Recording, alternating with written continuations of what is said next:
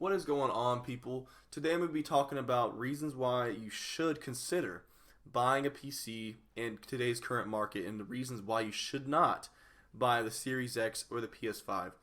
If you're new, make sure to leave a sub. I'll be posting videos probably once or twice a week, every week until dawn. So who knows what's going to happen over here? Who knows, man?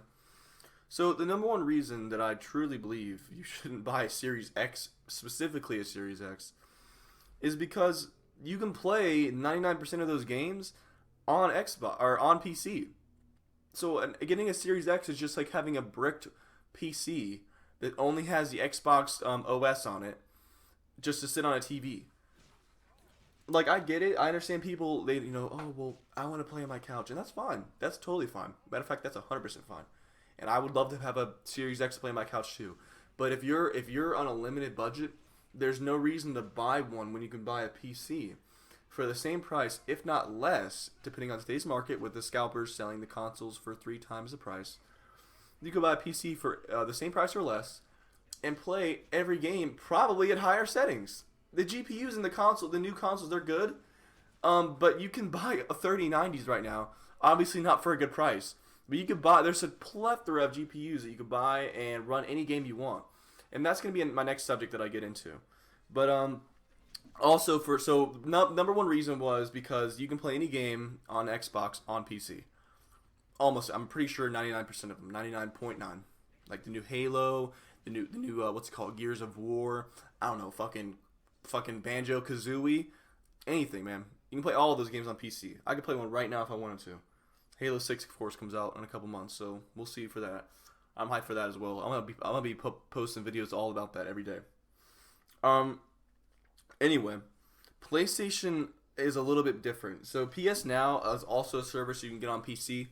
Now it's much less archaic. It's much more archaic. So you can't get, like, I don't know, Last of Us and God of War and I don't know, fucking what's another PlayStation exclusive, like Uncharted. And Spider-Man. All those games, I don't think you can. Matter of fact, I'm almost positive you can't play those on PC. They are limited to the PlayStation 5 and all that stuff. So if you want to buy a console, I'd push you in the direction of a PS5 just because, you can play every game on this PC for Xbox X or Series X, whatever it's called. So there's just no reason to spend what I think it's $700, $600, and then you have to pay the scalper's price because you won't ever be able to find one. So you'll pay like $1,500 for a Series X when you can just build a PC for less and play every game better, way better, and play any game, any PC exclusive game or Xbox game. So it's just like the options are so limited when you buy these consoles. Like, it took me a long time to realize that how limited your options are.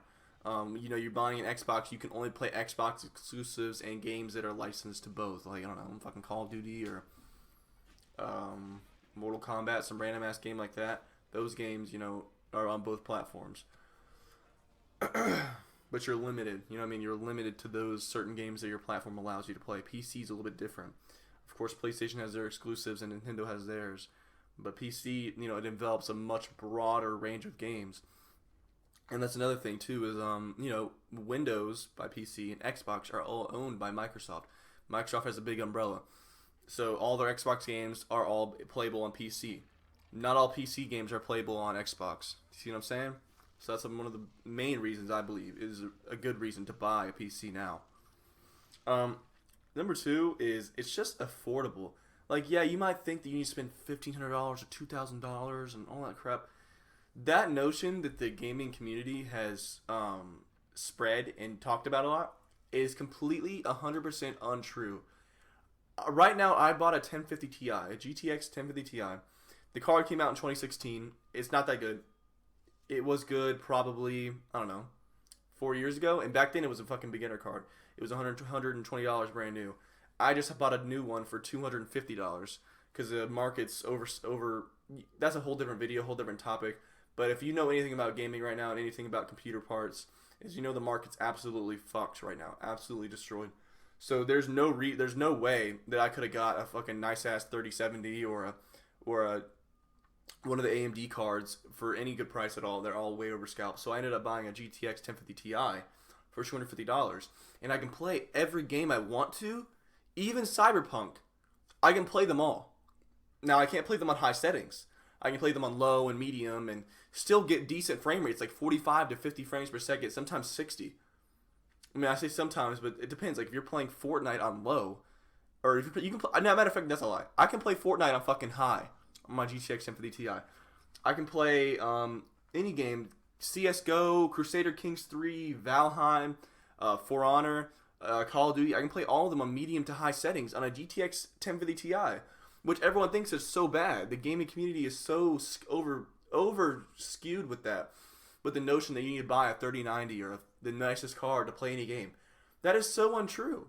That is the most untruest thing ever.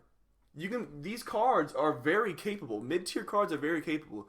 If you're looking to get into PC gaming, I'd recommend anything from like lowest as the 1050 Ti. That's why the lowest I'd recommend, to like a fucking, I don't know, a fucking 2060 or something like that. Like anything in that price range of under like $500 is so worth it. It's so worth it because you can play every game. Who needs to play a fucking, Warzone in 4K max settings with motion blur on, fucking getting 180 frames per second? 180 frames per second versus 120 frames per second, or versus like 80 frames per second, is not a noticeable difference. Like 60 FPS compared to 30 FPS is very noticeable. Anyone could sit down and pick that out. But picking out 80 frames per second versus, I don't know, 200 FPS, those two are kind of hard to differentiate because FPS is, frames per second. So no one can see with their naked eye how many frames are moving. And so once it gets past 60 and 70 and 80, it's really hard to tell the difference. And so it's just not worth buying these cards. And I'm trying to tell these people, unless you have even if you have the option to, these cards are all out of stock everywhere, and it's going to be like that for a while. And they're overpriced. They're way overpriced because of the scalpers on the market right now, because of the component shortage. So you're not going to be able to find any of these cards ever. So look, I'm telling you, those are the two main reasons that you should get into PC. I'm sure there are more reasons, and I can make another video about that, but those are the two main reasons why you should get into PC gaming.